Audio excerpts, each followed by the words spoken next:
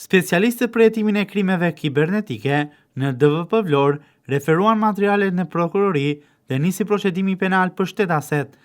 ZK 43 vjeçe dhe DM 38 vjeçe, pasi ndaj tyre ka bërë kallëzim shtetasja MD 44 vjeçe banuese në Vlorë. Kjo shtetase ka deklaruar se nëpërmjet rrjetit social TikTok, këto shtetase kanë ndërhyrë pa të drejtë në jetën e saj private